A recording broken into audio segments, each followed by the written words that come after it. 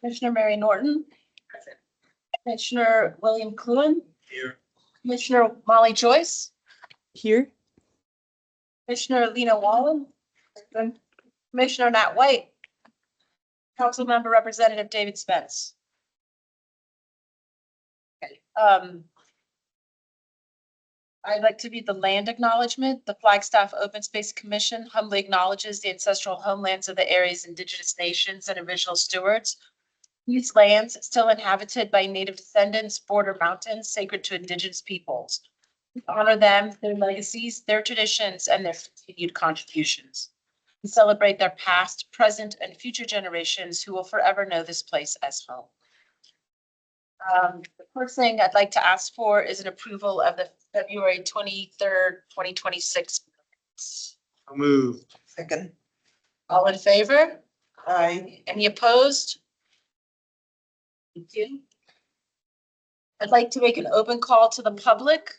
At this time, any member of the public may address the commission on any subject that is not scheduled before the commission on this day. The Arizona Open Meeting Law prohibits the commission from discussing or taking action on an item which is not listed on the prepared agenda. Commission members may, however, respond to criticism made by those addressing the commission, ask staff to review a matter, or ask that a matter be placed on a future agenda.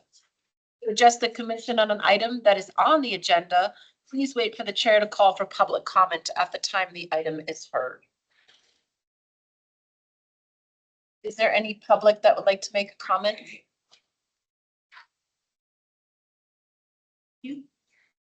For business items, we need to appoint a vice chair. So there's just a few things on our business item today. We'll have to reschedule the May meeting, and then we're going to have a pretty much a discussion about the master plan. I don't know how long the meeting's going to go, but to start off, we have votes on whether who's the commissioner, who's the chair, and who's the vice chair. And maybe like 2 meetings ago, February meeting, we appointed me as the chair, which was awesome. But we were working on who is still going to be on the commission. So now we need to appoint a vice chair, unless Robert has comments to make. Okay. So currently Bruce is the vice chair. It's true. Yes. Jackie is willing to work with me. Yeah, it's been going really well. Bruce, Robert and I have monthly meetings the Tuesday before the meeting, the Monday meeting, just so that you know. And we sort of review what's on the agenda and make suggestions as to what we would like on the agenda or things maybe that we shouldn't do, like cancel a meeting like we did last month, which was kind of a nice break for everybody, I hope. It's been great for me, so. I thought that we already have that vice chair thing with the stipulation at that time that the approval of the term that Bruce has. Did we say that in the February minutes? I actually think that I didn't realize that Bruce had completed like a partial term, his first term. So I thought his term was expiring. That's why we put off the co-chair selection. Okay. So we do like I think the commission in their strategic plan that developed a while ago indicated that we should look at this once again. So that's why it's on the agenda. It's a. Okay. And so we came up on the once a year and at the last meeting, maybe 2 meetings ago, and I could stay on another term. So you nominated for me to be the chair again, but we couldn't just nominate Bruce because I thought his term was finishing, but it hasn't. So officially it's not. Okay, if let's make it legal. So I move to have Bruce Fox as the vice chair of the Space Committee. Second. Is there any discussion? Okay, all in favor say aye. Aye. Any opposed? Okay, yay, vice chair. And then our next May meeting falls on Memorial Day. I guess people might have plans. We would need to consider an alternative date. The Monday prior to Memorial Day is, if everybody wants to look at their phones really quick, is the 18th. Or we could do it June 1st. Because there's 5 Mondays in June, so 5 Mondays in. we'd still be. I would not be able to make it on the 18th of And the 18th is the Parks and Rec Commission meeting in this location, so we could have it on the 18th, but then Rebecca is not going to be here. And then we'd have to have it in another location. I think June 1st sounds great, and then June 29th, is that right? Yep, and June 1st, this room is not available either. We're doing summer camp. But I could look into finding us an alternative location, or we could have a field visit to one of our bases if you guys wanted to do that. That sounds great to me. So can you hear us, Molly? Yeah, I can hear you guys just fine. Okay. June 1st works well for me. Okay, perfect. Let's do June 1st for our next meeting. And will you just look for updates, but we may try, how about we do like a 70% effort on making it a field trip? Because it's a good time of year for a field trip for us. Okay, so leaning towards a field trip. I don't know what that is yet. Maybe we'll be looking at something up at Observatory Mesa, or maybe Sylvia has some ideas, or I'm not sure. So we'll let you know in an email. Robert will let you know in an email. Okay, thank you. And now, thank you all for receiving the very belated email from me and Robert. And it was not required reading, so it's fine if you didn't, but that was just sort of some, I don't know, just sort of a stab at getting some of the language and terminology and understanding about what other cities have done when they've tried to address questions. And that's what we're digging into for the next little bit. So I think Robert's going to lead a discussion. I think he is, but I just wanted to say that it is not our job to write the master plan for pros at all.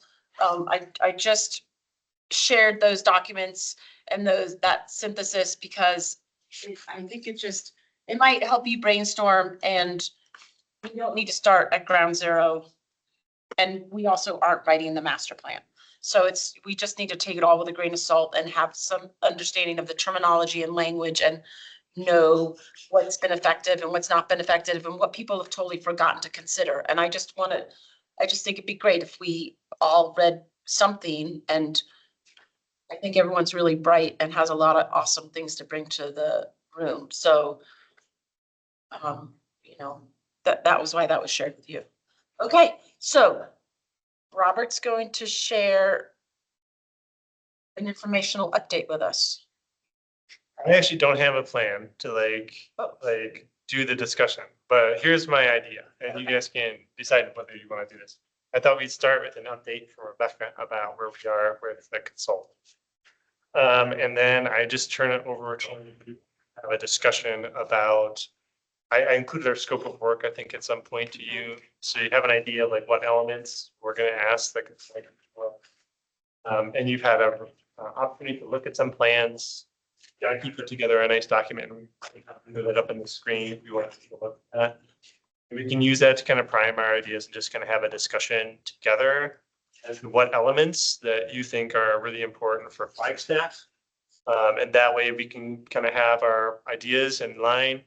And that way, when the consultant does come and meet with you, and in a public venue, we'll invite the public out to that as well, so they can contribute to that.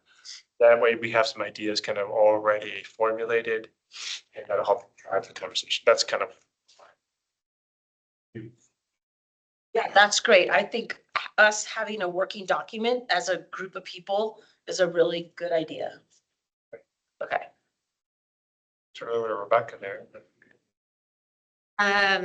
So we had an additional kickoff meeting, is that what we might call it, Robert, with the consultant?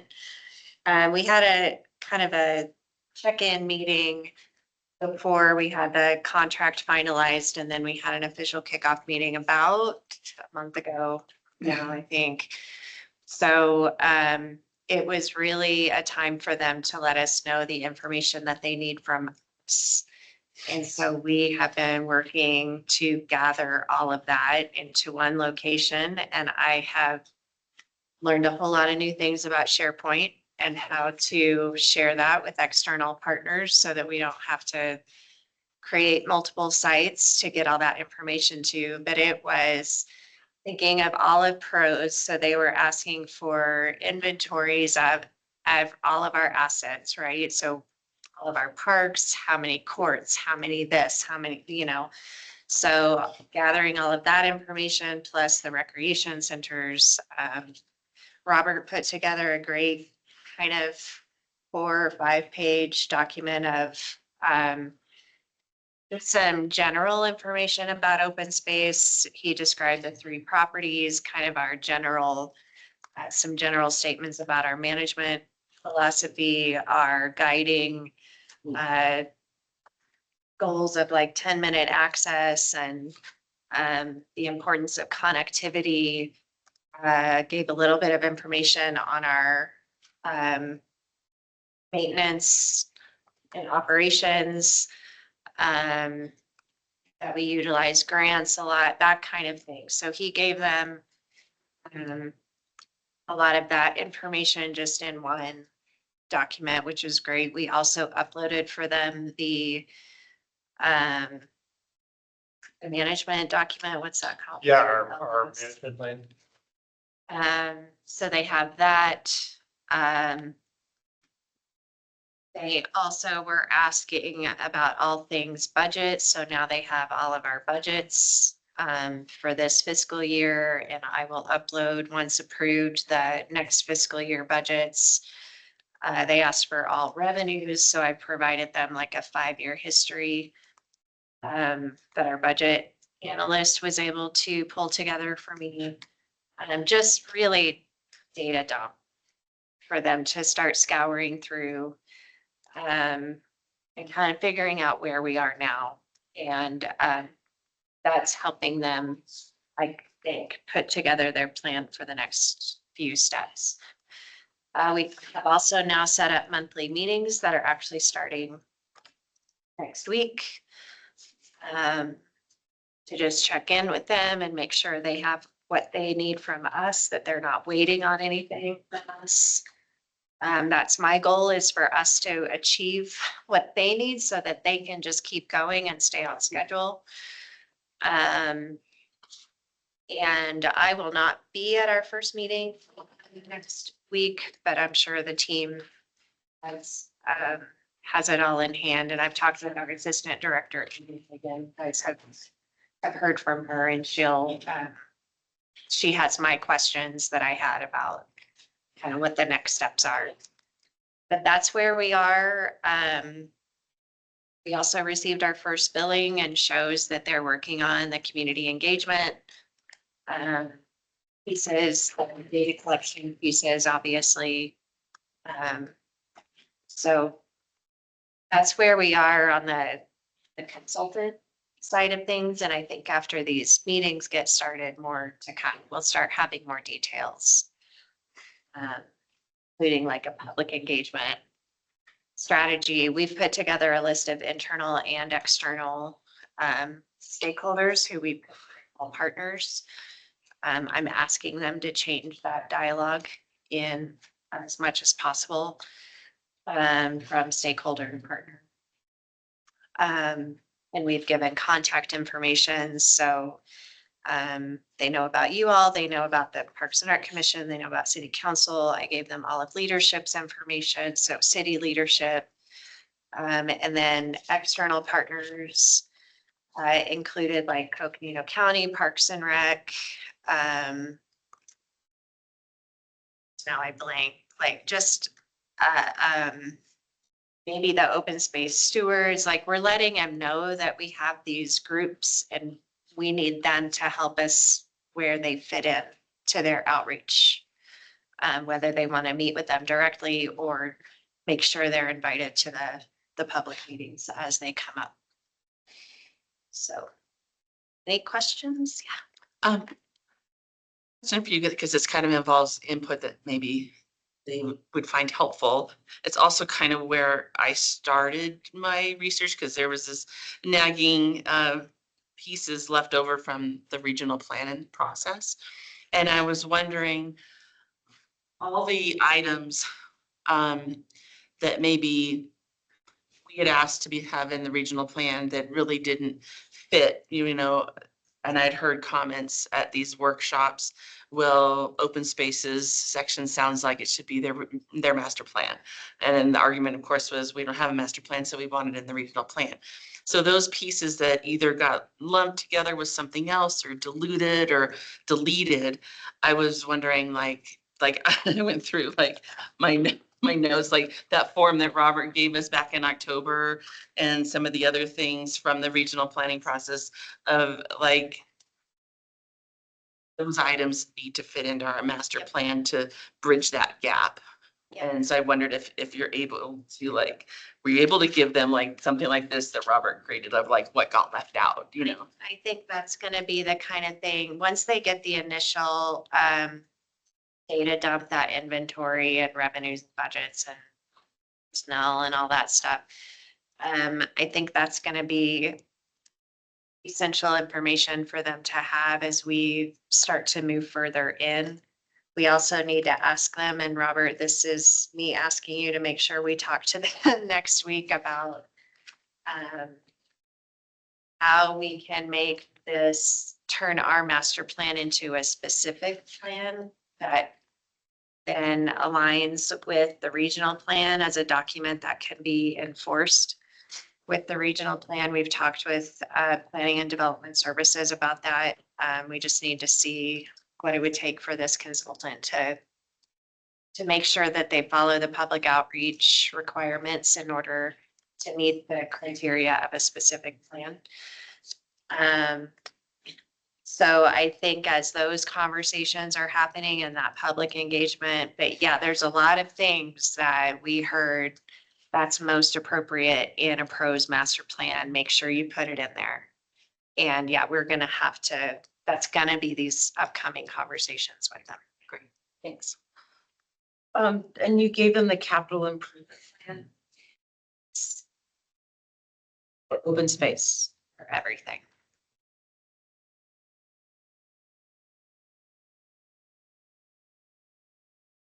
Rebecca, is it valuable, appropriate, useful to have somebody from Rec Commission and or space sit in on some of these meetings at this point, or to wait until things are farther down the line? Yeah, I think we wait a little bit.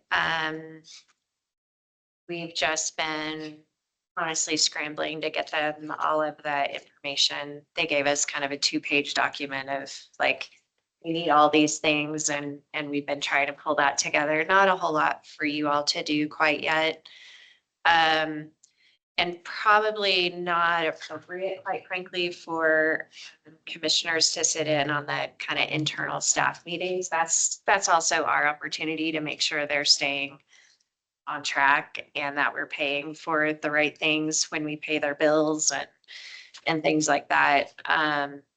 But certainly as we start to get into that public engagement area, time frame, which is coming. I mean, they were talking about late spring and summer.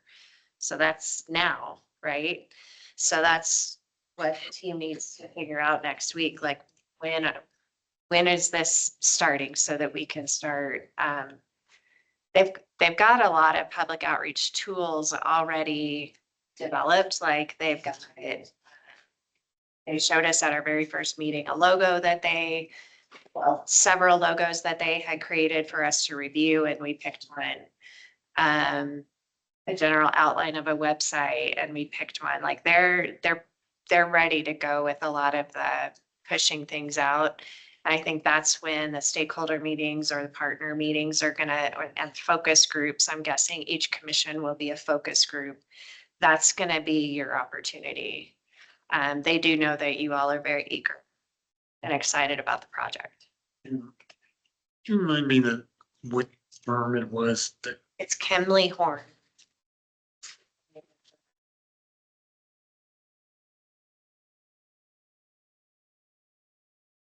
Thanks, Rebecca. Um, or wherever you folks would like. I wanted to mention that Commissioner Fox picked up some goodies for this little work session. So thanks so much for doing that. So feel free to help yourself to those. And I can throw up the scope of work if that'd be helpful, or I can start with Commissioner Chair Thomas's document, or we can just go around the room and kind of have a general discussion. My plan is just try to identify all of the points that you come up with, and I can prepare some notes in addition to Lori's summary for the minutes as well. And that way we have like a decent jumping off place. I can read out loud some of like the things that we've talked about in the past. Would that be at all helpful, maybe to get us going? get us warmed up? Huh? We have Commissioner White.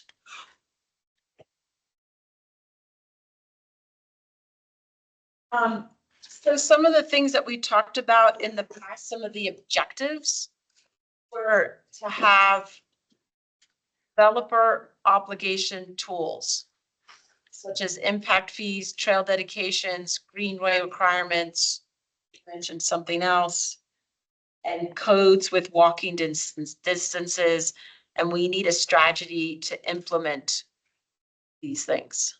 Like that's a general thing that we've talked about. Question, when I was doing some of my research, and maybe Robert or Rebecca might know the answer to this.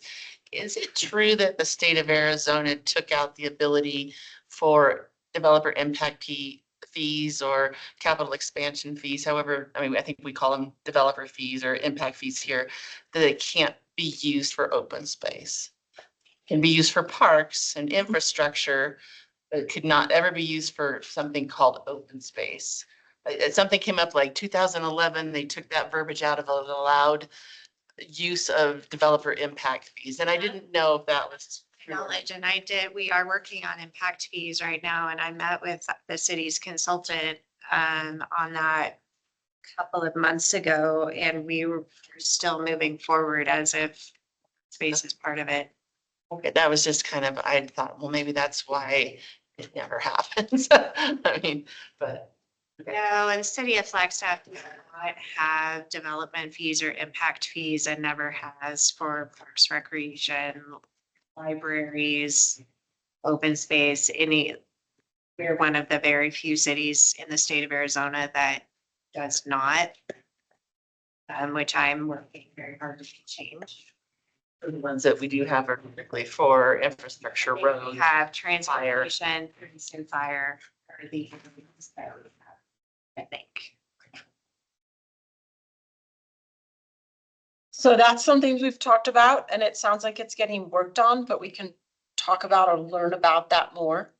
Another one we talked about was working with development services in the city of Flagstaff to update requirements to get 10-minute access to in new and older developments. Or mitigate that by purchasing resource overlay at other locations. That's something else I have written in here. That makes sense to everybody? You talked me through, Chairperson, that, the last thing you said. So this is something, and the problem is I don't know if I made these notes when I was talking with Robert and Bruce or if I made them during a meeting.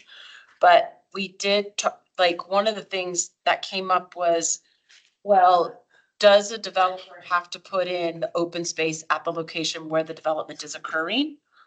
Or could they mitigate by purchasing open space neighborhoods somewhere else for open space, or looking at remember the resource overlays that the ones that talk about like floodplains and slope and aspect, are there opportunities for protecting, but purchasing those other types of resource overlays in a mitigation process, so you can't say if we can't like have open space here, we could have open space over here.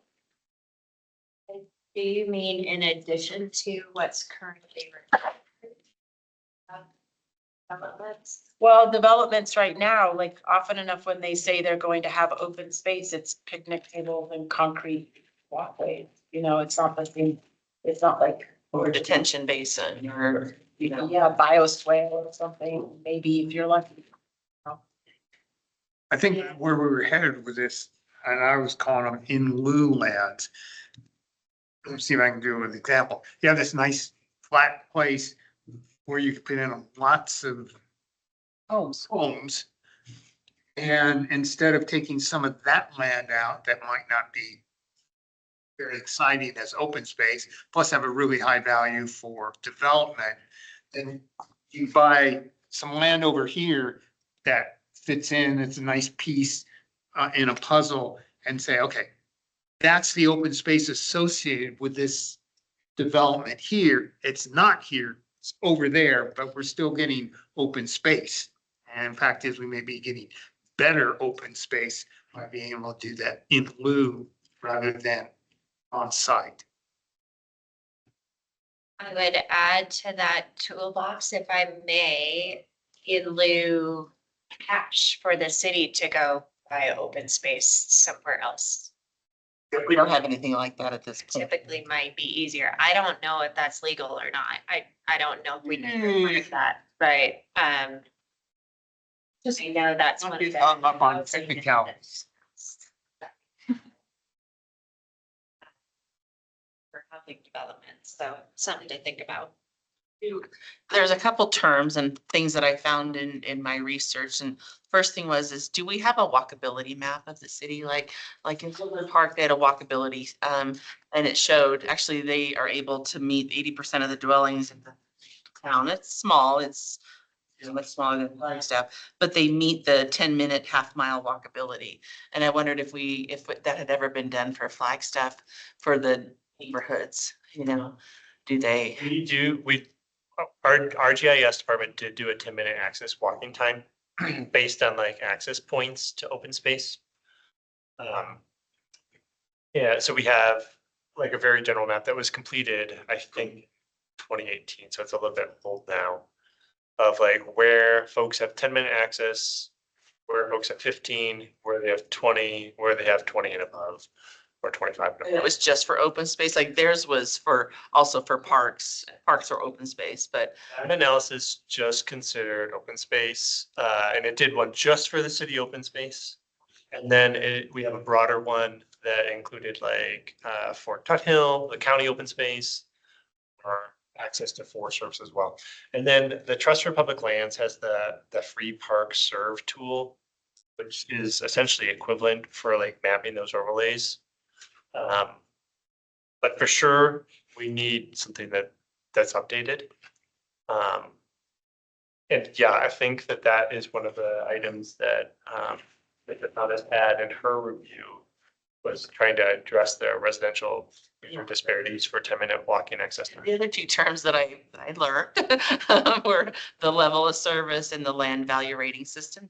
Does the city of Flagstaff use any kind of metric like that for anything with regard to pros?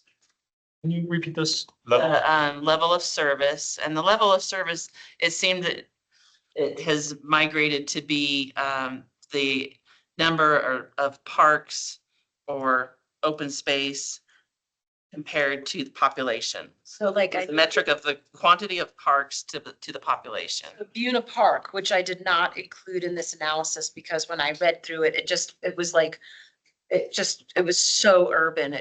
I couldn't relate it to Flagstaff. But Buena Park has, for every 1,000 people, there's 3 acres of open space. And that might be parks or open space. Probably parks. I'm familiar with Buena Park, yeah. And I'm not saying that that's what they've accomplished, but that is their goal, is to have, so that what she's talking about is this like ratio population to space. Yeah, it seemed like a lot of the cities were using that, and that maybe might give us like some weight and some bargaining to say, based on the population of our city, we need parks and open space as a level of service in the same way that we evaluate streets. And then the other one was the land value rating system. And I was a little confused by that. I don't know if you got into that, Jackie.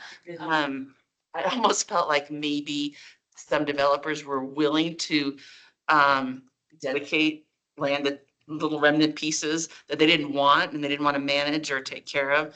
And then the city got to rate whether they really wanted them or not. So I'm not sure if it's Is that one land value? land value rating system. But I think it also worked on the flip side where, let's say, in the same manner that we've kind of done it in a more organic way of saying, these are high value areas, like we did, like, let's say Hoffman Tank, we did that, it was identified as a high value Space area. open space for preservation, that maybe it actually needed like a rating system, so it, again, it would give us a little bit more lead and bargaining power. I'm not familiar with land value rating system at all. So I'm gonna leave that one to our planning and development services. And maybe the contract too. But level of service, we do use that terminology mostly within the parks section right now in terms of maintenance. So level of service on a maintenance standpoint, like how many times do you go pick up litter at X location at an active park, or like Buffalo Park? It's gonna be more often than at a less active or a park with less amenities, for example. Like the undeveloped parts of Thorpe Park have a pretty low level of service, like we go out there as required. So that's how we use level of service right now.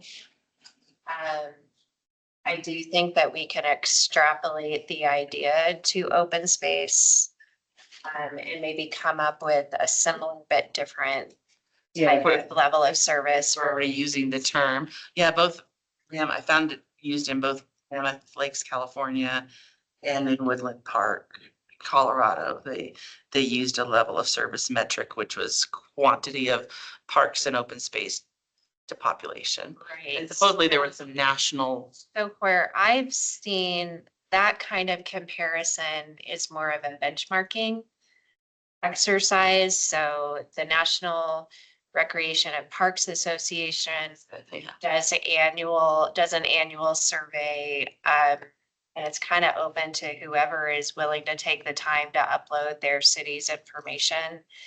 And then they kind of establish a general national average.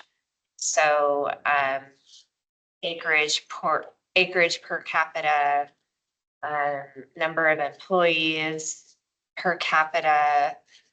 And they define these pretty well so that it's apples to apples. And I think that that's something that, well, in terms of benchmarking, we did put that in our RFP and we expect the consultant to do. And it's going to be based on kind of that national average benchmarking similar to NRPA. What will be interesting is how they bring in open space into that. And I've seen organizations bring open space into that conversation by talking about maybe developed acreage and undeveloped acres, or passive and active recreation. So I think that's how we're gonna need to be thinking about PRO's property as a whole. And then within each chapter, we can talk more about the specifics of open space, for example, if that's helpful. Yeah, no, I think, we have to kind of make it what fits for us here, and I'm sure that's kind of the pieces that that we will pull together. No, that makes sense. One of them used open space in two ways. They used it for just undeveloped land and then they used it for greenways. So like what I think what we would call neighborhoods here, you know, those bordering kind of things. And that was how they defined their two subcategories. We stick with that idea of passive recreation, because when I was looking at other cities, open space management, that was right in the mission statement, that it was suitable for passive recreation. So that would mean to me on Observatory Mesa, we'd never have a bicycle park. But in a park, in the parks, you can do a lot of things like that. So that was right in their mission statement. And so kind of my question is, before you ask people what they want, do we already have some parameters? I would think based on the planning documents for open space here, the passive recreation is kind of built into it already. So if we're doing a master plan, then at some point we just have to say, we'll get to open space, passive. Then we have to set some parameters is what I'm saying, so that we don't end up undercutting ourselves by trying to have one policy for everything. So, and I don't know how that gets worked into it, but. So one of a couple of ways to answer your comment slash question. One of the first things that the consultant will do, and I think mostly with staff, is kind of a mission, vision, values setting exercise. So that's where we will likely come up with. Now, PROS has a mission statement that we have worked on just a few years ago. But within each section, they may want to update or create a new mission statement for each section. So that's one opportunity. Another is that we found out and I'm just gonna say it, we found out in the Observatory Mesa Trail Plan that a lot of people have a lot of different ideas about those words. Passive recreation may not be the same to you as it is to me. So we need to be careful about using phrases like that. And if we are going to use them in a way that helps define a mission or an importance or a value for a section, then I think we need to define what that means to us. And getting agreement on that may be difficult. And I was just, Commissioner Joyce has put something in the chat. As well, something different. I'm not sure how useful that is, but when Mary was talking about a value per acre analysis, I remember that the Flagstaff Housing did that, I think last year. So not sure what data they actually use to calculate that out, but just throwing it up there is another resource to look at. So did that help answer your question or address your comment anyway? I guess I'm just surprised that people don't have a definition. You want to go It's- into that, Robert? Just At a least little in bit. this city. Yeah, I mean, That particular city, they must have come up with some way to define it.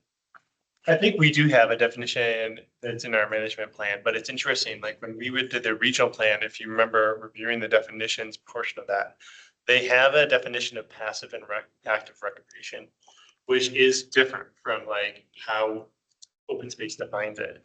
I think if I remember correctly, and I'm just paraphrasing here, but active recreation involves like active sports, whereas like passive recreation is more passive type sports. And that's how the regional plan, our 2045 is defining it. Whereas like, I think if I were asked, passive recreation to me is things that don't require infrastructure that support one particular sport, like BMX park. And trails serve multiple functions like bike riding, hiking, horseback riding, running. So I think like Rebecca hit spot on that we just have to make sure we define that in the master plan as we move forward. So we have a good clarification of like what that is. If it's okay, I'd like to comment on your other 2 points, your level of service.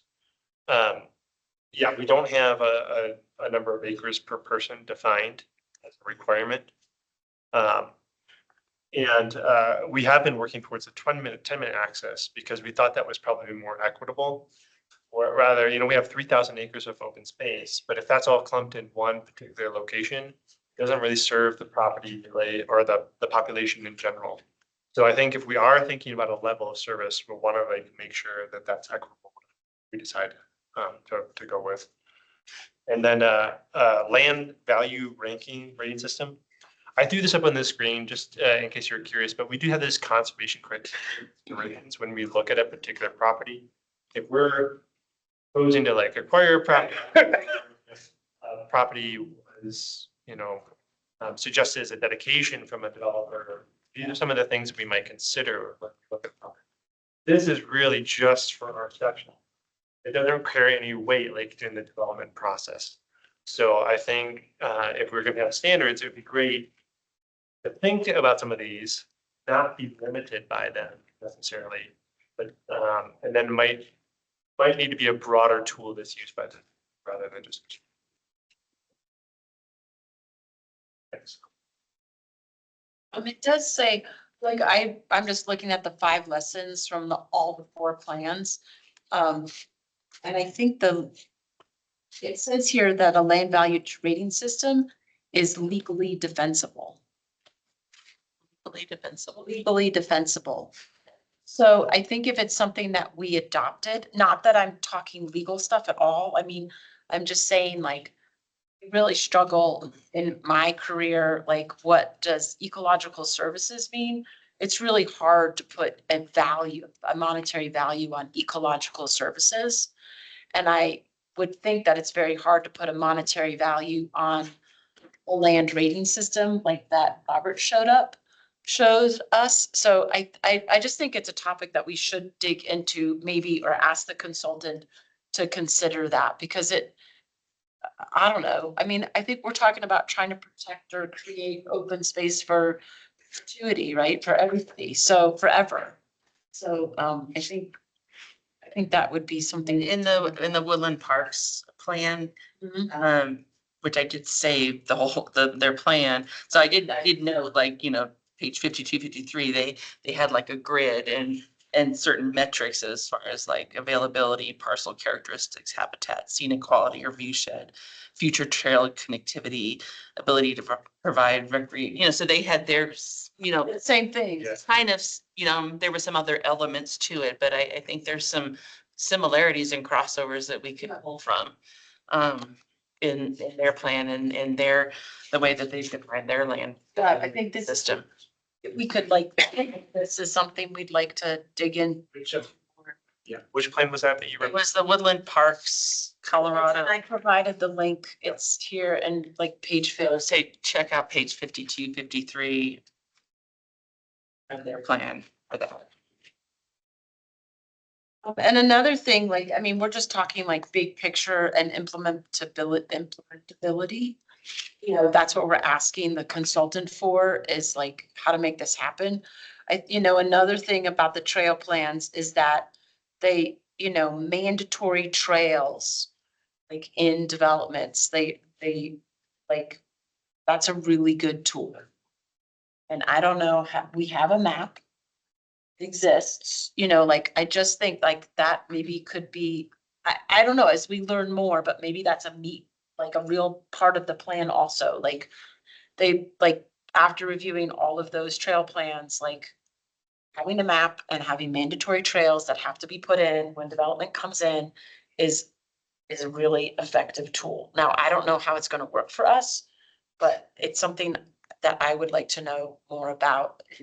I found a little bit about that because I was looking for that too, is especially, we all had to kind of argue and fight for the trail access points on the map and the regional plan, and why we felt it was important that they be there and be identified. And I think especially where there's new development, like south of the 40, all those neighborhoods that are currently, people living in, they went into, they thought was forested area, but it's private land and it's state land. But as that that was their trail access. As that gets developed, there still needs to be trail access to what ends at the forest, the national forest. And so that's why I would looked at Mammoth Lakes, because they too are surrounded by the national forest and landlocked by a national forest. And it was important to them. They don't have a lot of like open space as we think of open space in their city limits. But it was really important that any trail system provides access to the forest trailheads and forest trails. And how do we, as development gets pushed out, how do we push out our trail accesses as well? And make that thing that's required. And they have they referenced Cary, North Carolina, Montgomery County, that's Maryland, and San Antonio as being locations where there were mandatory trails put down on a map, and that this is where we're going with future development. I don't know how to make that all happen. Just seems important. I might just add one point, if that's okay. So our regional plan does have that map that does have like trail for the urban trail system identified. And I believe when you go through development process, you are required to like work on that as part of your development plan. So that, I think that is like a kind of step in that direction. But, and then of course, you guys referenced like the civic space, that is a requirement that a development meets as well. But we don't have anything that is directly related to like single track trails that are like connecting outside the urban trail system. So if that's an element that we think about. Are we responsible for making sure that the Arizona Trail is seen, or that's on the county, but like, is the Arizona Trail a part of, is that a part of any of this conversation? It is. Yeah, I It's think so. It's not necessarily open spaces responsibility. The city does have a partnership with the Arizona Trail Association, and they have permanent easements where the trail is. Now, with developments, they have talked with developers about possibly moving that, and we, the city, have been helping in those conversations.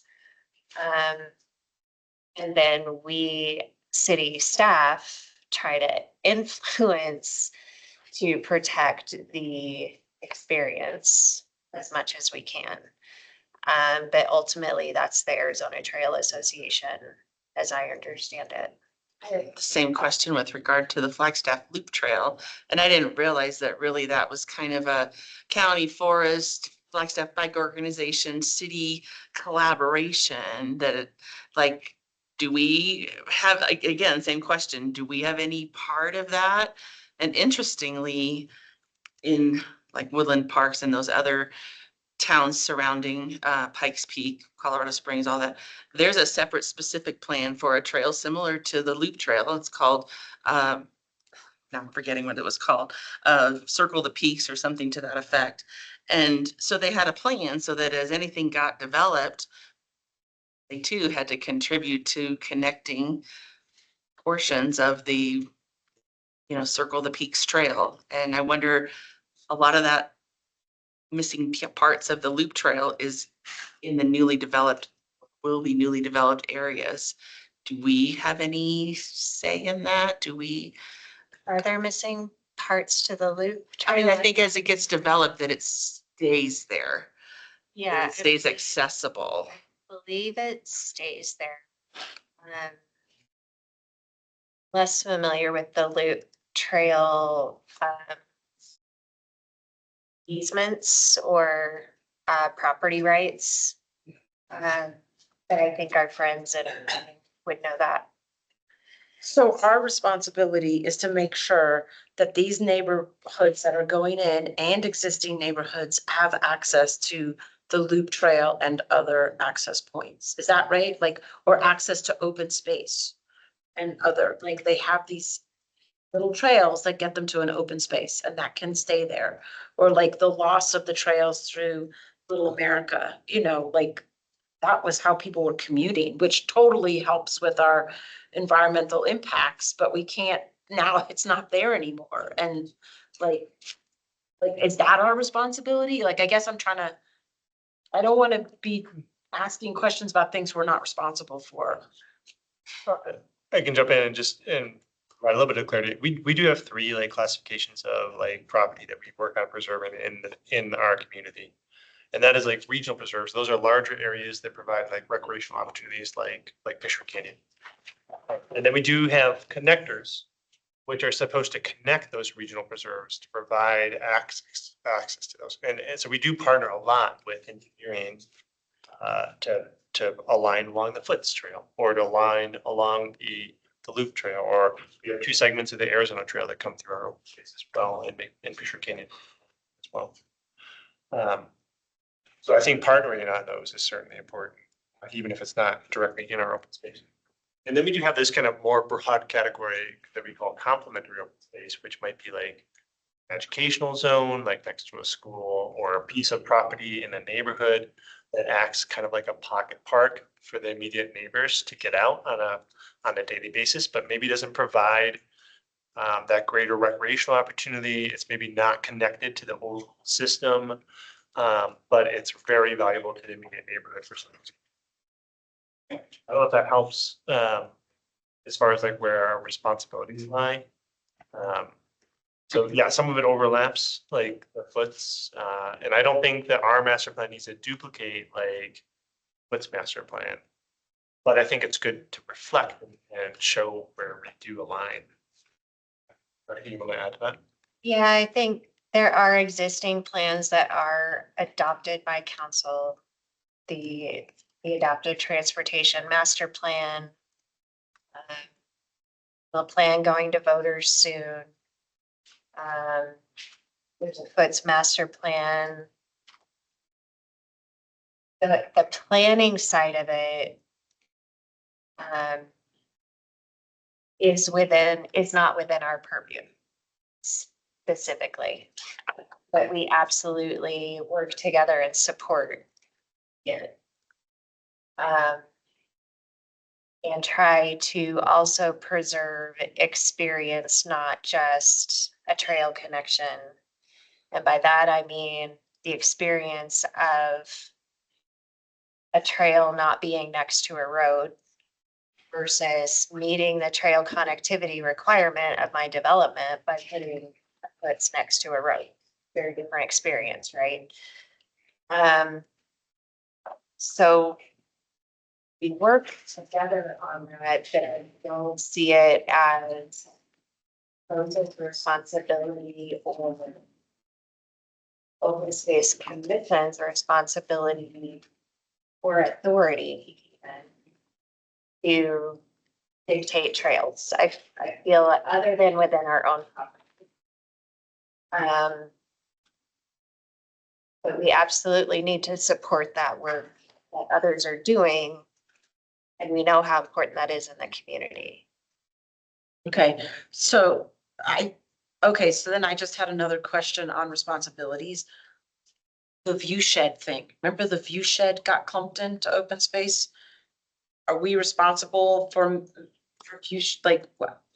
I feel like view sheds are important, I get it, but like, They are. I don't see how it's our responsibility since we have no real say in the development process.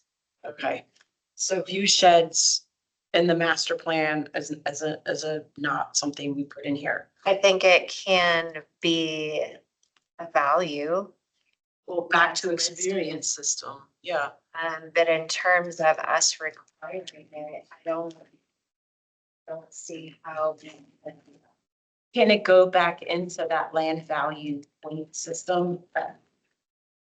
Document, is that a part of you? I mean, I am just, It is in there, right? it is in there, okay. Your conservation value.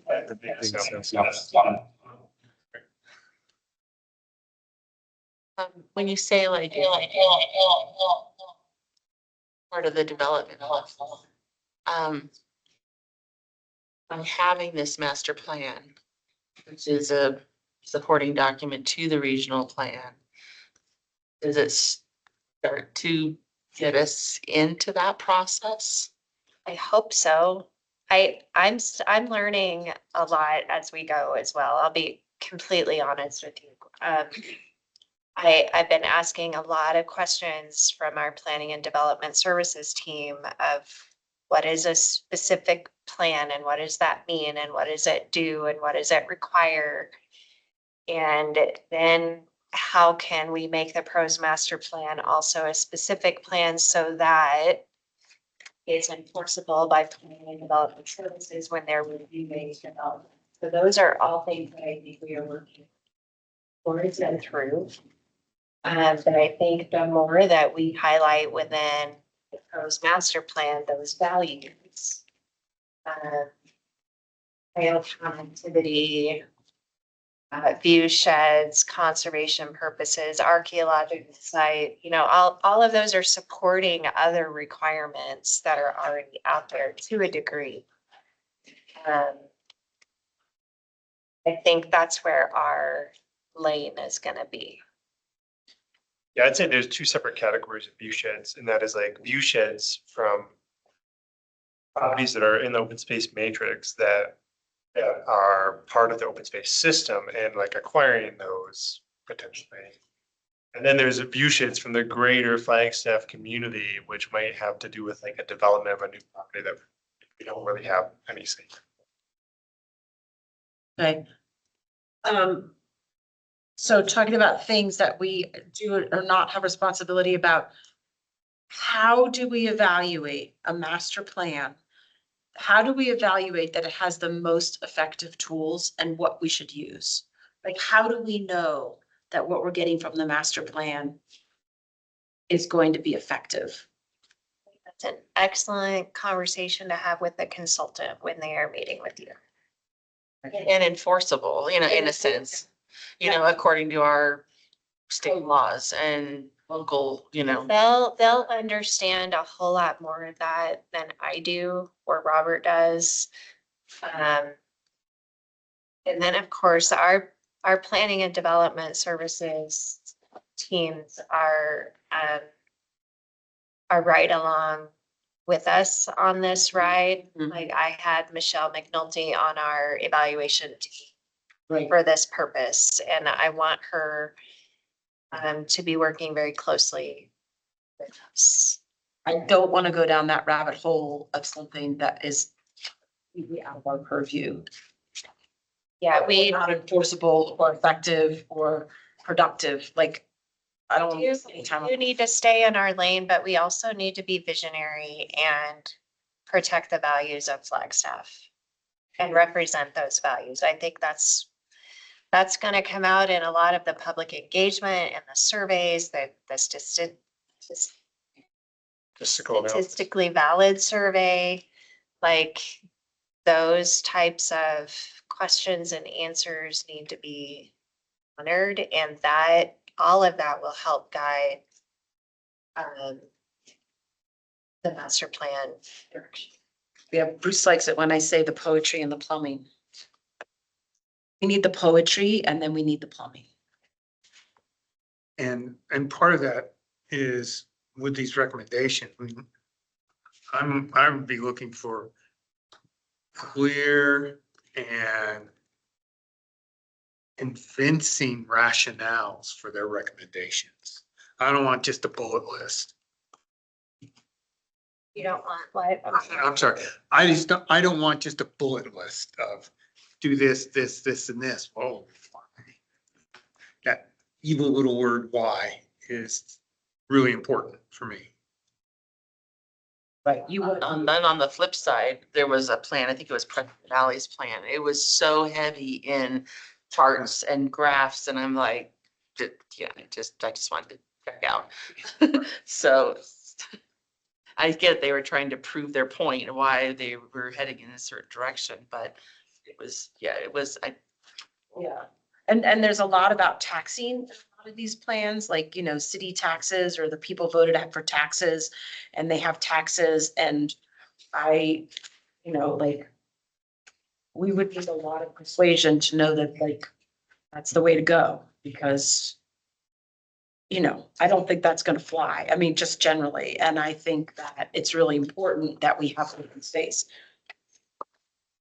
But that's what a lot of places have done. And I'm just not sure we would be able to do what a lot of places. So what might be in our master plan, and I included this in the scope of work as well, is an analysis of funding opportunities. So they're gonna review if taxes are possible, but they're also gonna hear from council and community members that taxes in Flagstaff are already high. And so that's probably not the first recommendation that they'll have for us to pursue, right? Um, so yeah, a lot of communities do that. I think Flagstaff has prioritized other needs. I have another statement. I feel like I'm doing a lot of talking. Is Well, that, jump in if you want to, but there's some of the plans like are like they imply something's gonna happen. They use the word implicit versus like it is actually in there. Like I don't want a plan that's has any vagueness to it. That's all.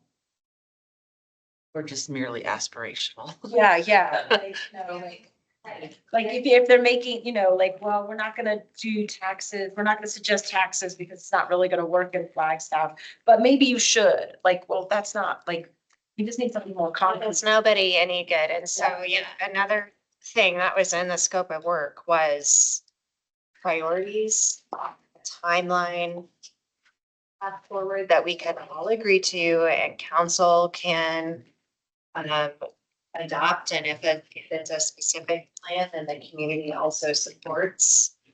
That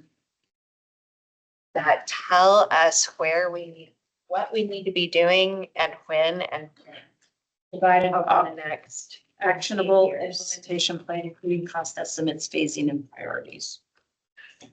And along with that is assessment and revision. In the implementation plan, how do we go and assess the accomplishments of the plan? And then how do we go about revising the plan in light of our assessment? Pivot, like pivot, like how do you pivot 10 years from now? Yeah, I will, most parks and recreation master plans, do go through a revision process, like every 5 years, they review and revise or update. And similar to what we're doing now, you hire a consultant and they come in and they review the old one and they do some more community outreach, but they don't necessarily do everything that we're doing right now. I specifically told them not to look at our old one, that we are not updating our old one. We are starting from scratch. Sure, there's some helpful information that's still in there. We still don't have 50-meter lap lane pool available to the public, like there's so some of those vacancies are still vacancies today that we can pull forward, but honestly, I want them to hear that from the community as a need and a want, rather than just pulling it forward because it was in the last one. But a clear statement of the importance of assessment and vision is really important for us. Because then that gives some teeth for city, for y'all, for pros to say, it's time again to look at things. So we don't just keep going down one path. They make changes without seeing the big. I see too much. Have we, have we done a SWOT analysis, by any chance? Or is the consultant going to be doing that? Sorry, can you Sure. guys hear me okay? Yeah, we got you. I believe Okay. that will be included in the consultant's kind of strategic planning portion. And It'll would be that happening be, here pretty quick.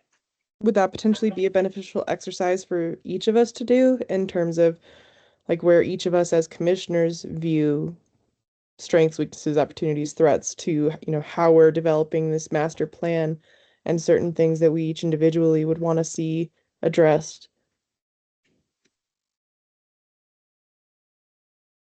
I think having some answers prepared for that type of analysis is always helpful.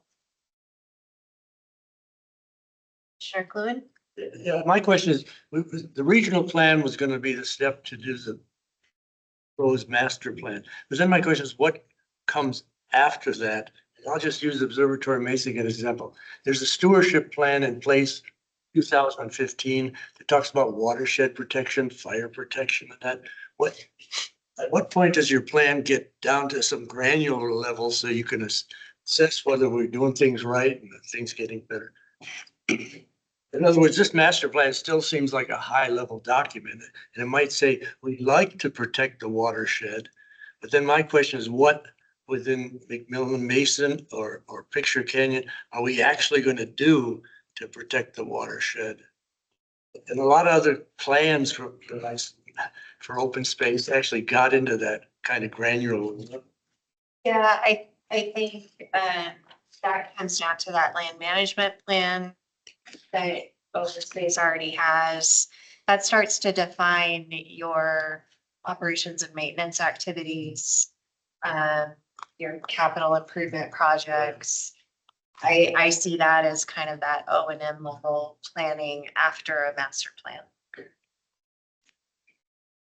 Robert's got a lot of work to do after we get the master plan. The master plan will have some deliverables as well, right? It should focus us in a direction, but it might say you need a more defined management plan. And then we'll need to create that. Just a very basic example. One other question, will the consultants tell us what restrictions we might be under? In other words, there's all these documents that already exist, legal documents for the different open space and the different parks. So if I wanted 110-story building, Cheshire Park, probably some document telling me I can't do It'd it. be a track and field. Okay, it'll only be 9 stories. So The consultant is also tasked with reviewing all of our existing plans, from regional plan to specific plans to other master plans, to make sure that we are supporting each other. Our capital improvement plan. Absolutely. And making recommendations on that. Oh, excellent. Wait, and along those lines, so like that strategic plan that we did as a commission a year and a half or so ago, and we said, oh, some of that was bulky. This would be good to be moved up into the master plan when we get to that point. Did they get that too? Did they have that direction? I'm just remembering all the things that we said, oh, this should be in the master plan. This should be in the master plan. Yeah, I think there's a couple of things I thought of, Robert, if you can upload to our SharePoint for them. And that strategic plan is one of them. They already have the LDOS. Maybe your conservation checklist would be a good one. We're gonna call it a land value point system. Well, what's funny is when I Googled that, and who knows what AI is deciding to do today versus yesterday. But a land value rating system is actually otherwise known as a land value tax. So I think we need to be a little bit careful. They're saying it's a levy based on the unimproved value of land rather than the buildings or improvements on it. So That wasn't how they used that's it at all. what you described to me. So we just need to be specific on what we mean. I mean, it seemed to be, since I found it in 2 very different master plans, it seemed to be some type of accepted, term. So.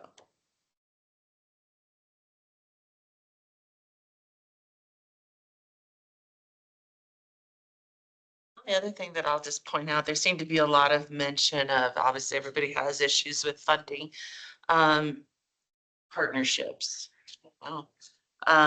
Partnerships, and not maybe with regard to open space, but like for the recreation side of it, the school district, friends groups, selling the naming rights, things like that, that, were a little more offshoot, creative kinds of things. One of the things that I wrote down was, in Woodland Park, they have a Woodland Park.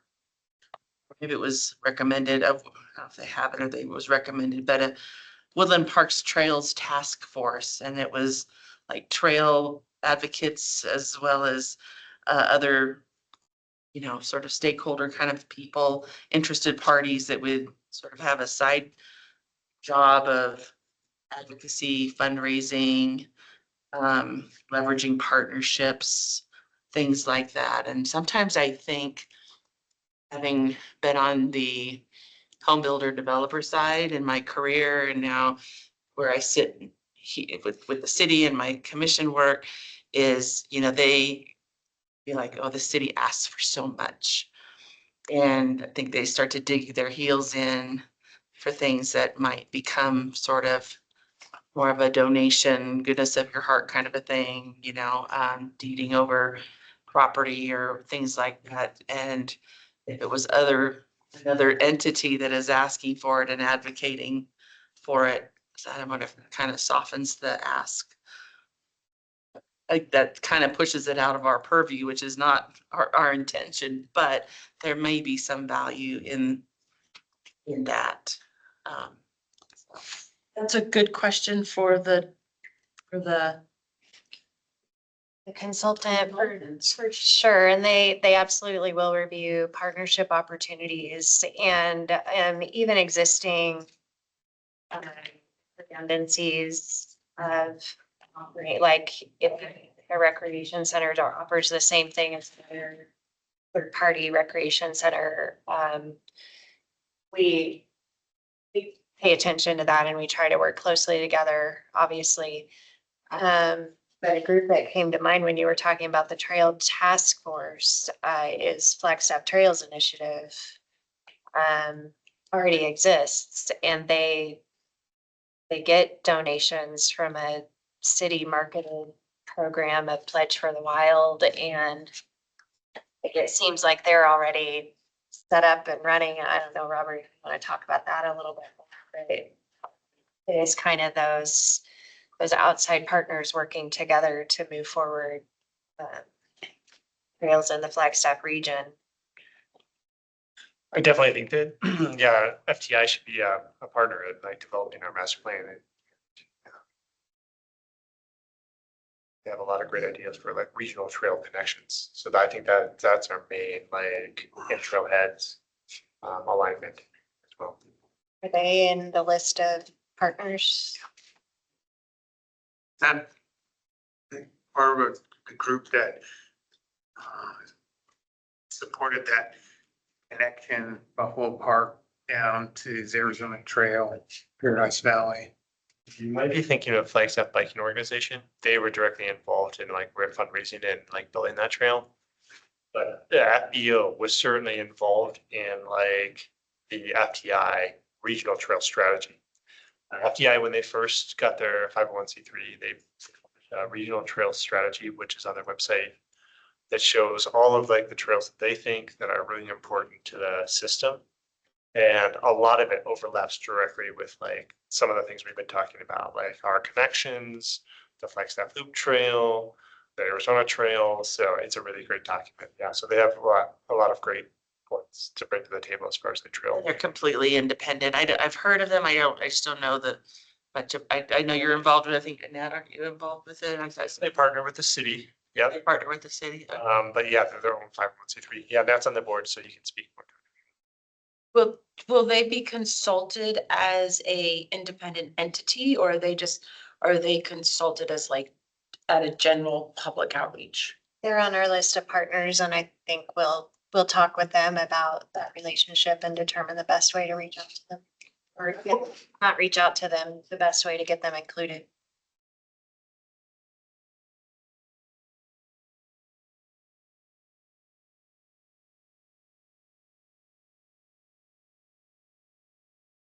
Being strangely quiet. I know. You know, I have stupid question maybe. Oh, no. Because my niece just bought a house in Temecula and have it really open space and such. I just curious how they funding and such. Then out in California, there is the among all the city agree in terms of DMV, have it the surcharge.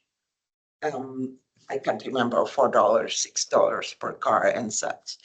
Basically, that's others than for the climate change, also protect the environment. So is that any kind of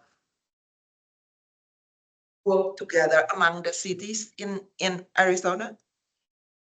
Because I know it might be in terms of climate change, we are not really as bad as Phoenix, but if we could push it in that way, maybe. So, because that will have it the funding for open space and park. Yeah, we're in Arizona, number one. Which is a lot different, obviously, than other states, but there is an Arizona League of Cities and Towns that works together. All the cities work together to talk about different legislation that's moving forward, and they help us track legislation that can be helpful or harmful based on our values. Certainly council works closely in their lobbying efforts with the priorities of Flagstaff, but for statewide initiatives, I'll just say that that is not in the purview of this plan.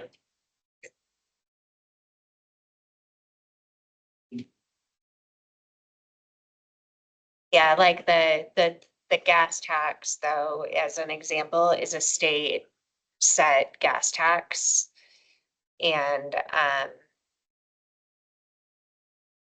I've seen different attempts over the years to increase that or change it for a variety of funding for different things, and it's just never been successful. Like it's the state of Arizona.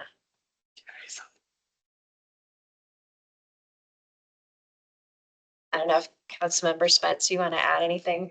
No, I think you're right. It's the revenues, the shared revenues that we get, like highway users tax and the money that we all pay for our car registrations. That money is allocated, or some of it at least is allocated back to the cities. But it's all absorbed in the current budgeting process. I don't think we could try to see if there's wiggle room and see if a little bit could be carved out for open space. It wouldn't hurt to try, but by and large, it's all allocated mostly for the general fund. And we don't want to upset other people because we want them to support our plan. Nat? Anything to add? I'm listening. I've nothing to add at this point. Sorry I was late. Took a nap. Good for you. I'm glad you're here. I don't know. The kind of notes that I have are things that we've talked about, like making sure we have a plan that's implementable, like that there are, it's not just a master plan, but that it's a specific plan that meets those kind of specific plan requirements in order for us to say, well, in the master plan, there's this specific plan, and the specific plan has the, support of all these different things to make it like enforceable. And that's how important that is. Other notes that I've taken are the city code updates. We haven't really talked about that, but like updating the words that the civic language, whether or not, like, I don't know if they're gonna give us definitions, but like, we've got things in there like greenways and public access, and I don't know, just making sure that this whole document has the right language and the right definitions, and they're consistent through the whole thing, so you don't have to keep redoing those sort of things. And then I wrote in funding sources, a point system for developers, third-party purchases. These are just random notes I've taken over our meetings. How does the plan address residential disparities, tourists versus second homeowners versus residents versus students? These are all different types of users that big impacts here. It would be nice. I mean, I think the people that are going to voice what they want when we do public outreach are going to be mostly residents, I'm assuming. But I think we would want to make sure that we're addressing concerns that other user groups have, or the people that are not coming to the meetings, you know, like that outreach is going to be really important. But the disparities between different users, like renters versus owners of properties, you know, I mean, there's just a lot of different needs. I can say one of the things that impressed me when reviewing the many proposals that we received and had to read. One thing that impressed me about Kimley Horn was their effort and ability to ensure participation from all parts of the community, including even tracking responses from neighborhoods.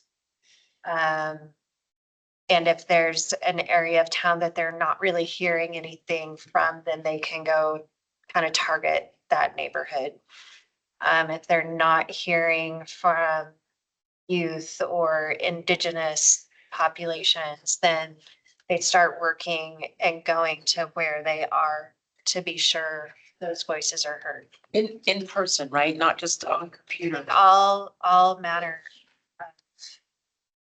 of outreach, but certainly not just online. Okay. They do have some pop-up events and things like that.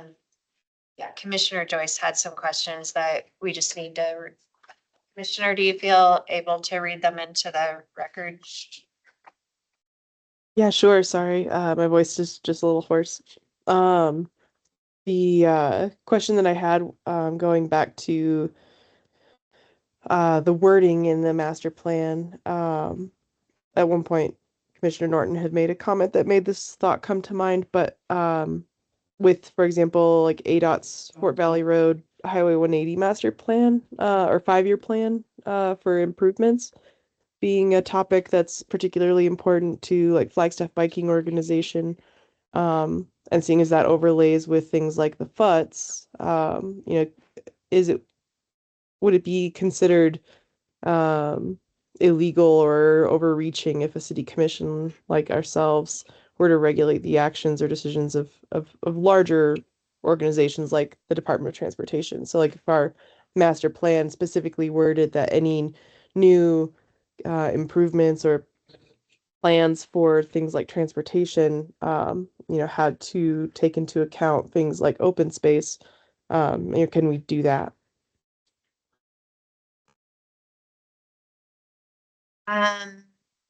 Commissioner Joyce, I'm trying to, I got several things going through my head right now. So the city does work with ADI, and the city as an entity will provide comments on their plans as they relate to city policies, plans adopted, like the regional plan, whether it conforms or doesn't with the regional plan or the adopted transportation master plan. The city streets master plan is another project that's going on right now. So the city will try to stay ahead of those things. And then certainly it being a state agency, city council will reach out and lobby about different things that are important to Flagstaff. However, the pros master plan, I don't think would be appropriate. other than some broad statements, perhaps like supporting, ensuring that open space values are supported as transportation projects are being designed, and then what those values might be. Like, I think we could do some statements like that, possibly, as long as they don't conflict with other adopted city plans and policies. But getting to the level of specificity in your question about the ADOT Fort Valley, for example, would not be advisable on my part. Does that help? Yeah, gotcha. Yeah, and I was, I guess, curious with that as an example, but the like whether or not certain language could then shape the way those kinds of improvement plans are introduced at the get-go was kind of my question. But I totally understand that it would be a bit overreaching, so that's fine. Yeah, and I think as related to parks, recreation, open space, or events,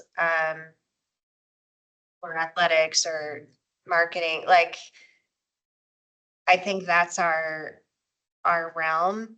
And I think there are other city plans, specifically just thinking about more transportation focus. There are other divisions and specific plans that would be most appropriate that we could support,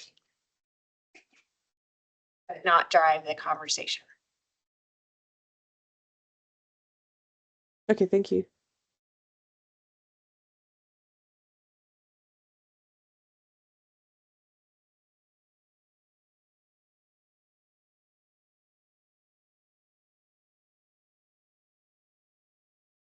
Like I'm at like a Senate hearing or something. No, I think, I'm sorry that you feel that way. No, I brought myself into this space. Like, I could have sat with And you. you really provided us so much help. Like, I mean, I think, we personally, we can't, I don't know what we're working with yet. You provided a lot of guidelines. I think we're aware of what the parameters are. We just need to stay on our train track, stay in the guardrails.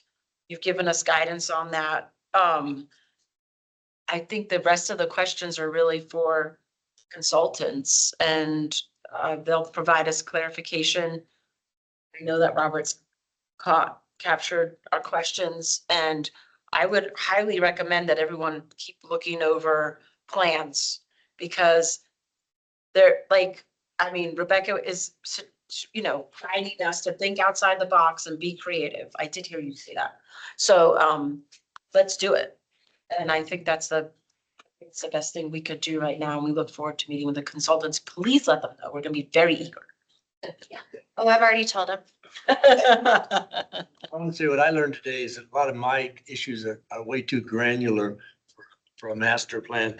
But one thing I will say that I'm taking away from this is I'm going to look in the overall plan to make sure that open space isn't constrained by statements elsewhere, because I think it's different from parks. And I think because of some of the documents for open space, we have constraints, but we also have opportunities that aren't there. I mean, you've got watershed issues in open space that you don't have in Cheshire. Well, actually you do in Cheshire Park, but so I'll be looking for the fact to make sure we're not constraining open space for other issues. And the other thing that Commissioner Norton already brought it up, but maybe if everybody came up with what were the 5 things that stood out from them from the regional plan that they'd like to see. And I think I'll go back and do that, or maybe I've already done enough for all of us, but I think I'm going to go back and look at the regional plan. And when I talk to the consultant, say, well, what was this committee really focused on? Obviously we can't do everything. So those are the 2 things I took away, and I appreciate your input. Yeah, the 11 master plans that you and Robert shared with us, did we, amongst the group, did we cover all of them? Did anybody? No, all of them? I didn't cover them all. I looked through some and some just weren't. Like, I can't remember because I don't remember the list right now, but it's like I have it in front of me, so probably 3 or 4 of those where when I started digging into it, I was like, go very far, yeah. this isn't what, like, we're not really looking for this, like, or this is, I mean, some of those things are 300 pages. So I kind of landed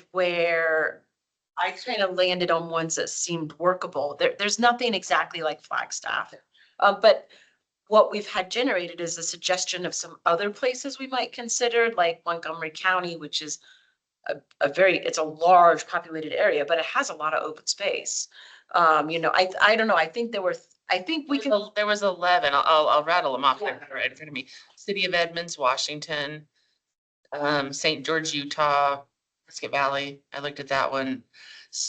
I can't say the, quality, okay, pull that one up. that's all you had, that one. Henderson, Nevada. Woodland Parks, I looked at that, you looked at that. A city of Charlottesville, Ohio. Buena Park, we looked at that Yeah, one. no, that Santa Fe, New Mexico.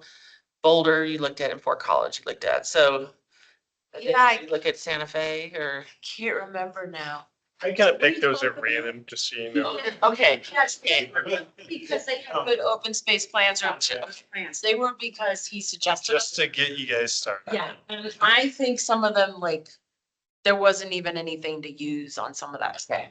And some of them were just Parks and Rec, they Yeah, that were just, And that may be why we have the 4 that we have.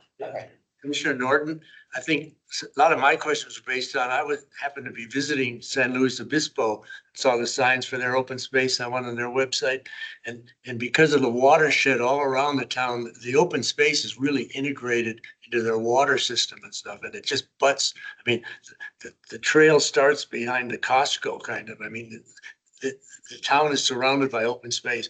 And so that's where I was getting some of my ideas that conservation was a huge issue with that particular city. And I think that's kind of the way I feel about Picture Canyon and Observatory Mesa and McMillan Mesa, that we got this opportunity to have these in the middle of the city, these conservation areas. But I didn't realize but I'd recommend San Luis Obispo for people Okay. who like to I mean, hike. I can keep going. I can keep pulling up more stuff as long as you all don't mind. Reading some. I mean, if Robert and Rebecca, if you think it's necessary or needed, or should we? I think at this point, looking to see if there's something that helps you understand, right? And do remember it's a full division master plan, so open space is really only gonna be a chapter. It's not an open space plan. It's a pros plan, of which open space is a piece of it. And as I was alluding to earlier, I think possibly some next steps might be an open space plan after that implements the pros master plan.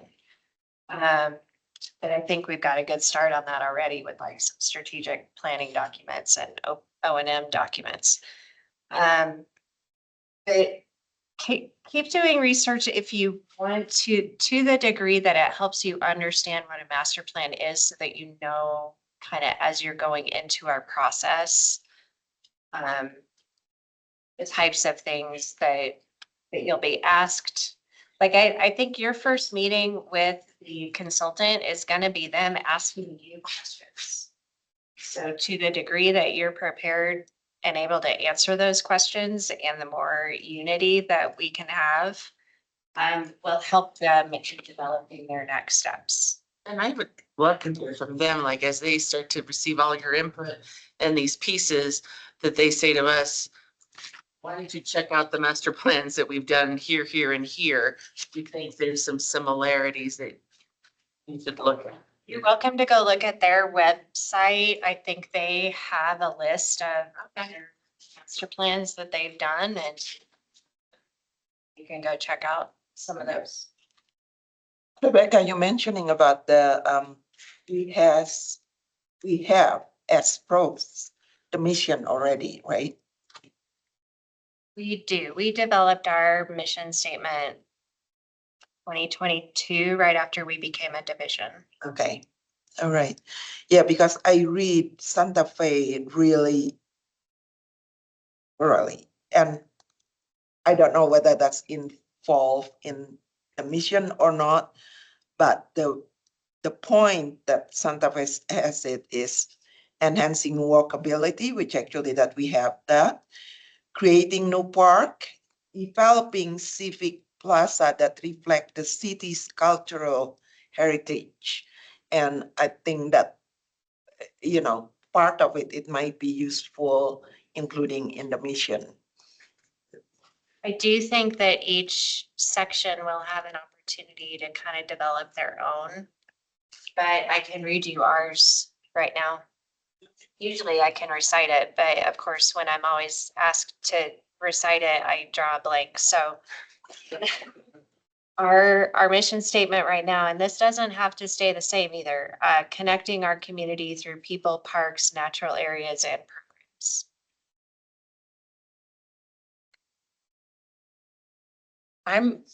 Thank you. I'm gonna ask if there's any public comment right now about this topic.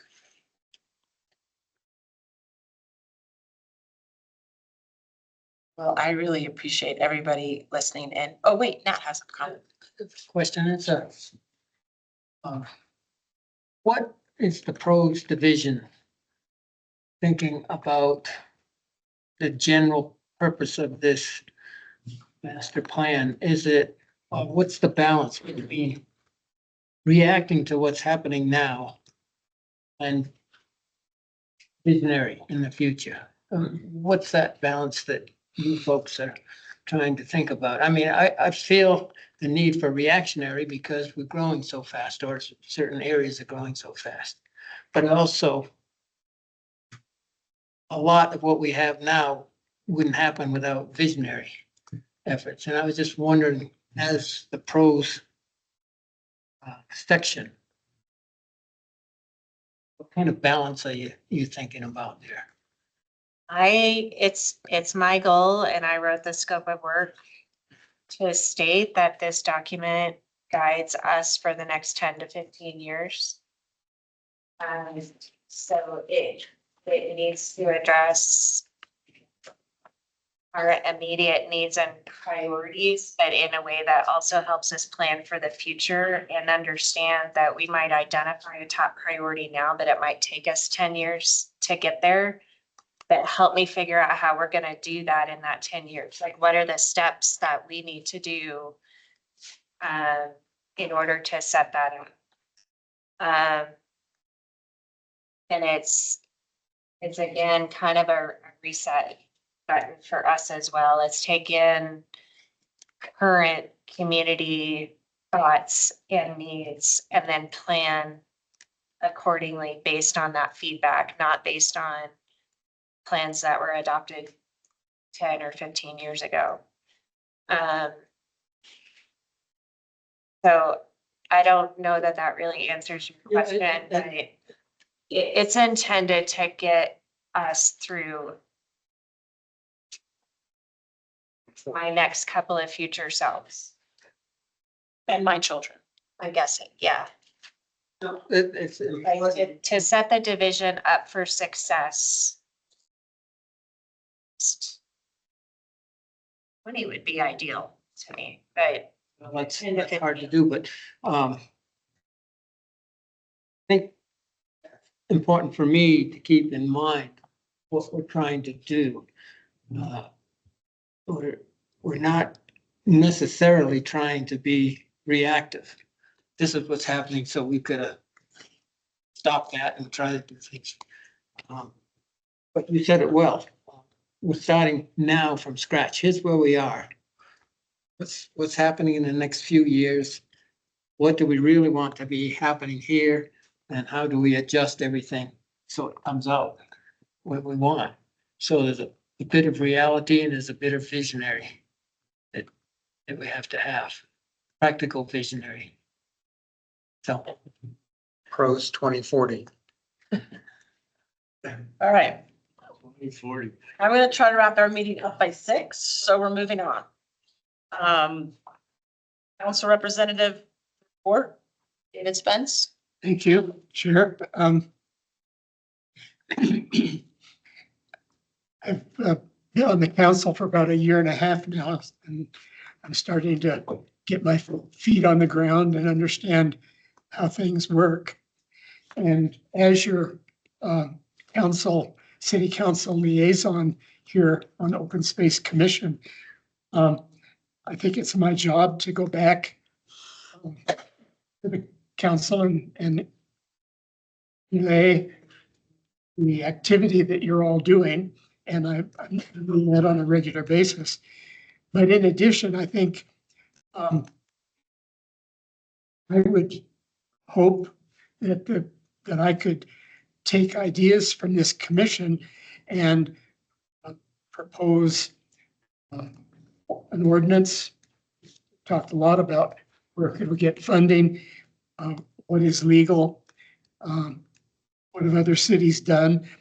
So as this master plan comes into reality, if there are things that the council needs to take action on, I should be your voice and your advocate. And of course, we'd have to, through the city lawyer and the city clerk and the city manager. But unless, I mean, if we have something that we want to accomplish, if you all as a commission have things you want to accomplish, the only way to get it done is to ask for it. And I'll be your conduit. So I'll keep attending, and I hope our regional plan will come up with ideas that are actionable and relevant to our goals, and will just help to see that it gets implemented. So I'll keep coming. Thank you. Keeping pros on the mind of the city council is really important. So I appreciate your efforts in that part. And we'll do that, and the assigned council liaison to the Parks and Rec Commission is Anthony Garcia. So the two of us should be able to coordinate, cooperate to bring your ideas up for public discussion. Thank you. I could add on to that a little bit. I know like staff works with like the planning department and to start of, advocate for the things that we look to have here, which is great because I know those internal discussions, they're all you guys and they're important to have, and there's some shared values. But I also see sometimes when requests come from council down to staff, like the planning department, how could we,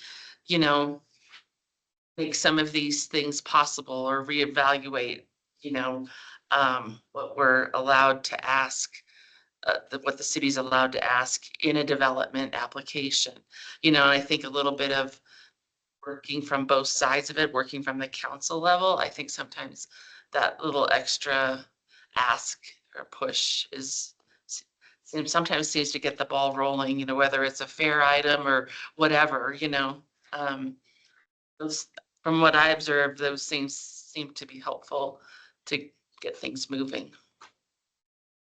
Do you need like a synopsis from us after meetings? Do you need like a something to, what would be helpful? Would you like sort of a 2-sentence statement from us on what we would like you to share with the open space, to the city council or something? I Yep. mean, I'm just wondering. I think each meeting's got its own agenda and its own action follow through. So I think we should just take it meeting by meeting and be sure to highlight as we sum up a meeting or as we go through a meeting, highlight what things city council needs to be aware of or take action on. Yeah, I totally agree. having sat in your position, it would be great to have handed to me, even if I were at the meeting. These are the highlights that the commission talked about, and these are the hopes, and these are the concerns Okay. at that particular meeting. So each meeting, as you pointed out, would be different, but it would be really helpful. I can imagine for you to just say, it's here. Okay, though, I don't promise anything. The lights came on, but when I get the minutes from this meeting, I will try to like make you a really quick little synthesis and give it to Robert and see if he'll share that with you, if that's legit. Sure. You can also email Councilmember Spence. I know, but Robert it's really good to have him check me. Thank you. Yeah, we'll try right after this meeting, we'll try. Okay. Representative Mary Norton, Planning and Zoning. Yeah, the only thing going on is we've been hearing about code revisions, possibly for a CUP process for data centers was one option. The other option that planning and zoning put forward to council for their consideration is to ban them outright within city limits.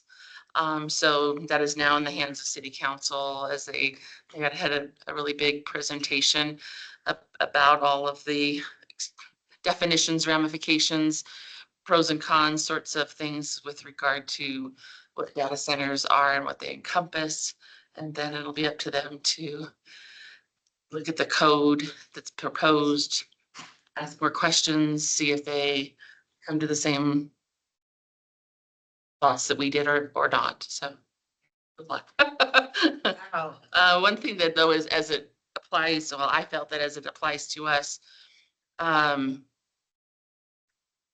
it is code part that was proposed to us was to, with a CUP process, to potentially allow data centers with an extensive CUP checklist to be allowed in heavy industrial. There's not a lot of heavy industrial parcels left, but there's a large one in the vicinity just southeast of Picture Canyon. So, because that's where a lot of our heavy industrial plots are, a lot, other businesses. And so,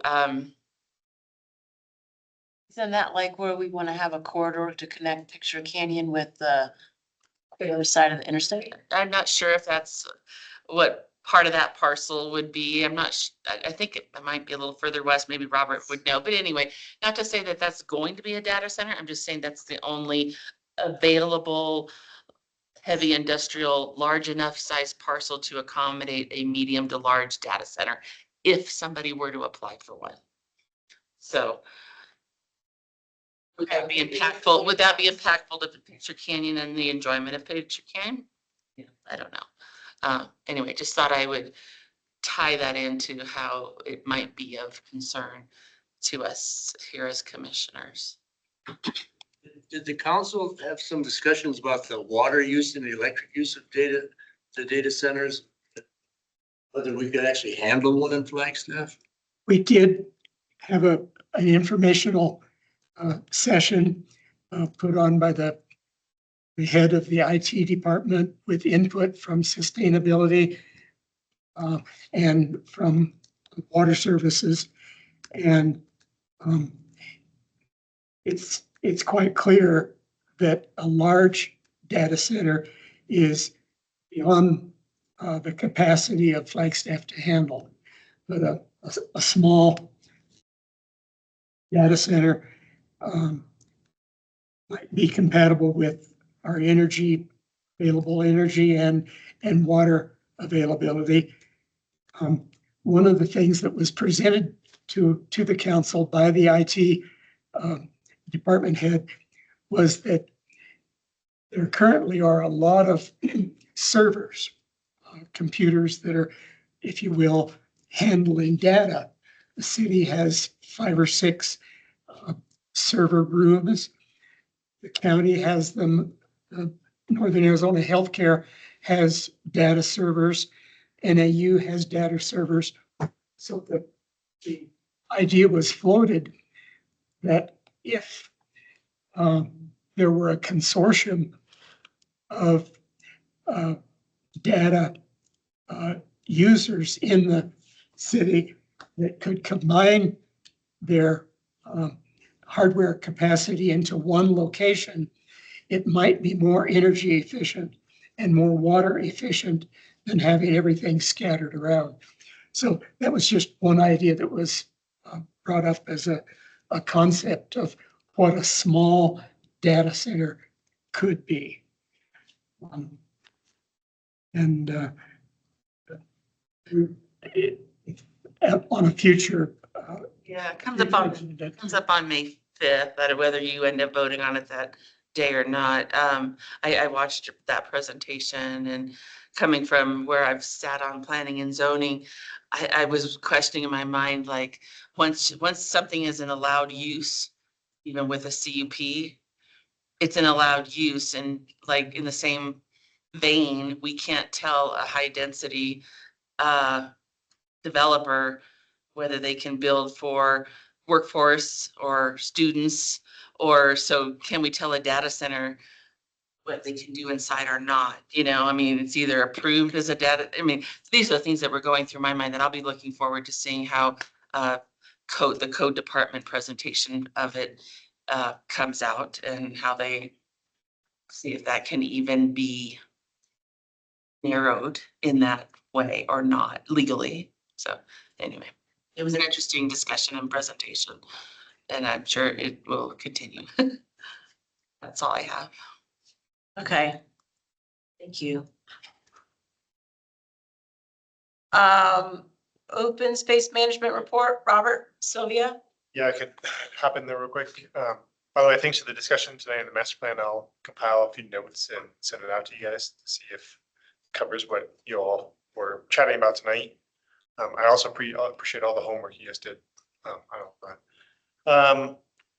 Just a couple of brief things. We put in some more temporary or some permanent no camping signs over in McMillan Mesa.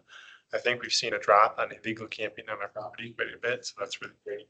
In fact, we were out there not long ago doing some trail assessment for our first CIP project that kicks off this year to do trail work out there and the restoration, and the property's looking really good, I think. Along the same lines, we're working on finishing up our signage project that we have a grant for Arizona State Parks. We've got the sign kiosks and interpretive signage like installed, and now we just have to finish creating and install the actual inserts. So that'll be a really perfect. We're working on hopefully completing that by the end of June, so the end of this fiscal year. I had a citizen ask me, so I'll ask you since I don't know. Is the signage on McMillan Mesa, you're going to be your standard in the future for all signage or all open space? Well, we have kind of a set standard that our urban trail system uses and our parks department uses. So it's just following that. So we will have consistent signage, hopefully wherever we're at, city property. That'll be the standard going forward all over town. It's currently the standard. Okay. Yeah, it's currently the standard. Yeah, so if you hike along the foots and you see like a steel frame kind of along the foots that has a foots map on it, that's essentially what we're working on for McMillan Mesa. Ours, we are hoping to have double-sided, which is kind of neat. I have like a primary sign for McMillan Mesa on one side that shows the detail of McMillan Mesa. And then on the flip side, it'll have the whole foot system for the city that they currently have at the park locations. Yeah. Is storm drainage working on the narrows there at Cheshire? You know, they've taken the dam and dredged it. Is that a storm? Probably waiting for a flood to know if it's working. Well, That's a stormwater project and we are getting a little off. Okay. Okay, thank you. I have one other thing, Hi, I think, Robert. and that is, we have been working on, with parks overall as for some general code updates for just like rules and regulations for open space. So we hope to have that coming over to the commission in the next few months or this year. So just want to, I don't know if Sylvia has anything else, but Robert, I have the draft signs, couple of the draft interpretive signs. You want me to show those? McMillan, real quick. Sure, if you can get it in 3 minutes. 3, yeah. Yep. And come on. Can you see that? Oh, beautiful. Yeah. This is draft form, so. Yep. Any needed edits in there, let me know. So this is the wildlife one, and then we have the plants of McMillan Mesa as well. And then what we're working on is geology and the view from here. So like from the Catholic Church looking at the peaks, what peaks are those? Oh, great. Love it. Yeah.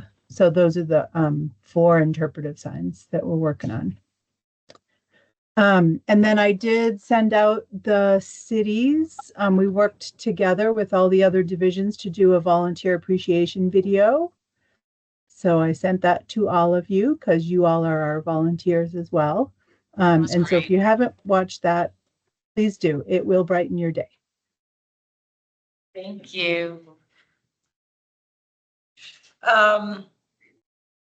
And don't forget to look at the newsletter, please, everybody from pros. And then does anybody have, do we have informational items from other commissioners to commissioners? This maybe, Flagstaff Trail Initiative. I've kind of fallen into the spot of writing proposals for grants.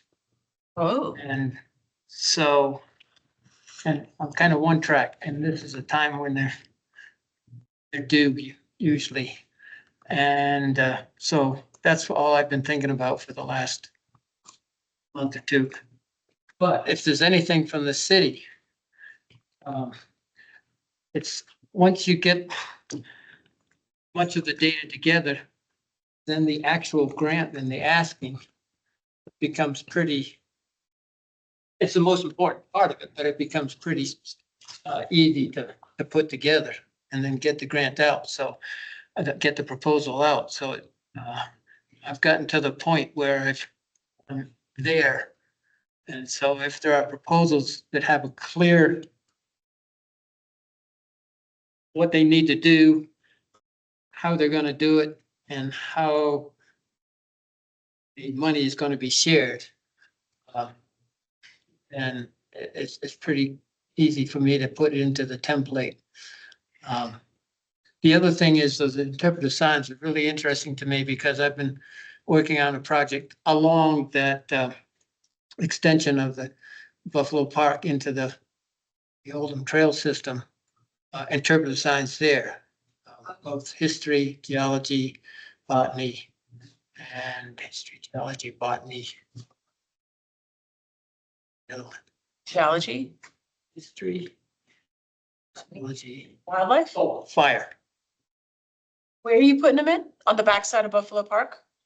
To the old trail system? I'm working with the fire service, yeah, Nice. on that area there. But they wouldn't be as spectacular, that would be more informational signs. Maybe a drawing of some camels walking down the, or Well, the blowing up. AZ trail hikers will enjoy them. Sure. I've seen quite a few lately. Yeah, and there's so many families that walk down there. They just walk down to the end of the new trail and then come back again. It's a beautiful walk. I wonder if the trail count numbers have changed. Remember, it was 30,000 a month at one point. And your monthly newsletter. Oh, is it? Red. What is it? We're gonna find out the numbers of the Buffalo Park counter for the month of March.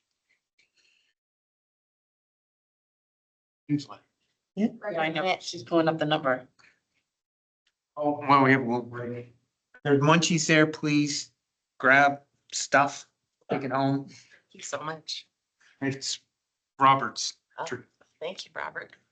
kind of in a very roundabout way. We really wanted to thank Robert, but we all got thanked and he got the card. Do you have the number? The Buffalo AZT is close to 4,000 for February. And 8,000 for the Buffalo Park Loop. I'll let you go back in your past newsletters to compare what that looks like, but that's what it was in February. Okay, potential future agenda items. Email your ideas to Robert. I'm gonna call this meeting to an end at 6:03. Good job. Job. Good job, everybody.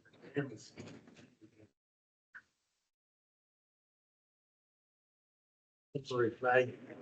Oh, thank you. Oh, thank you. Hey, Commissioner White.